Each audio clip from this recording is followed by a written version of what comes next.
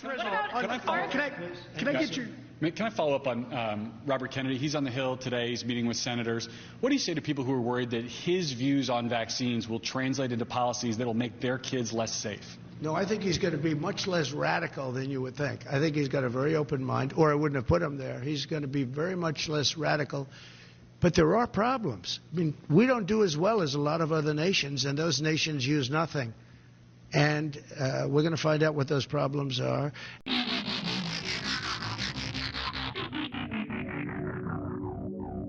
Hello and welcome to What the Just Happened Today, your essential guide to the daily shock and awe in national politics. I'm Joe Amditis. Let's get to it.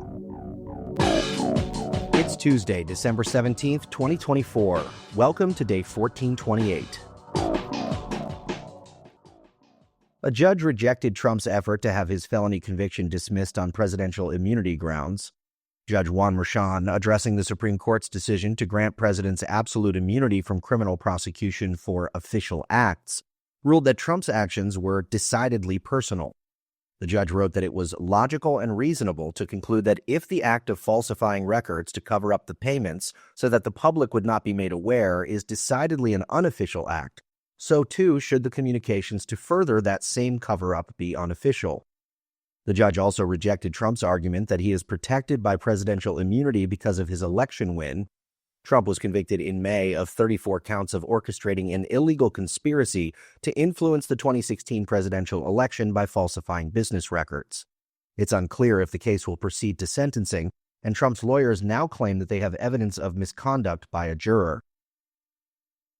Meanwhile, Trump filed a civil lawsuit against the Des Moines Register and Iowa pollster J. Selzer, accusing them of engaging in brazen election interference and consumer fraud over a poll that came out shortly before the election showing Harris leading Trump by 3 points.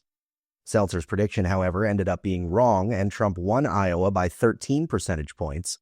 2 weeks after the election, Selzer retired from the polling business after 3 decades in the industry. Trump said, "I'm not doing this because I want to. I'm doing this because I feel I have an obligation to. We have to straighten out the press. Our press is very corrupt, almost as corrupt as our elections." The lawsuit comes days after ABC News settled a defamation lawsuit Trump brought against them over George Stephanopoulos' use of the word rape rather than sexual assault when referring to the case brought by E. Jean Carroll.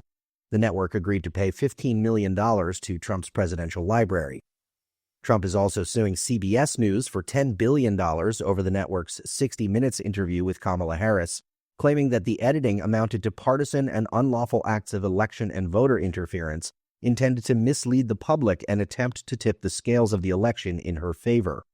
Separately, Trump is suing journalist Bob Woodward, who published the audio tapes of their 19 interviews that he permitted Woodward to record for his book Rage.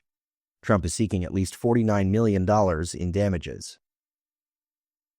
Moving on, Trump threatened to fire federal employees who refuse to return to the office despite existing labor contracts that secure remote work arrangements for thousands of workers.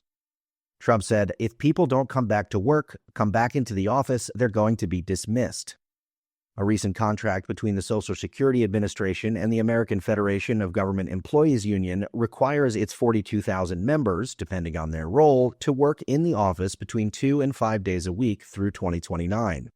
Trump called the agreement ridiculous, saying it was like a gift to a union. And finally, Congress reached a bipartisan deal to prevent a government shutdown. The continuing resolution pushes the government funding deadline back to March 14th of next year and includes $10 billion in aid for farmers, as well as more than $100 billion in emergency aid for disaster relief. Speaker Mike Johnson said the bill could be released Tuesday, and he expects to honor the 72-hour review rule between the release of the text of the bill and a vote, meaning the package could arrive in the Senate just before the Friday night government shutdown deadline.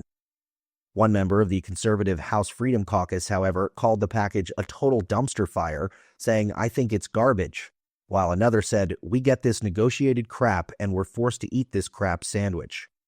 Johnson and the Republicans hold a narrow 219 to 211 majority in the House, and Republicans have had to rely on Democratic support to get the last 5 continuing resolutions through Congress.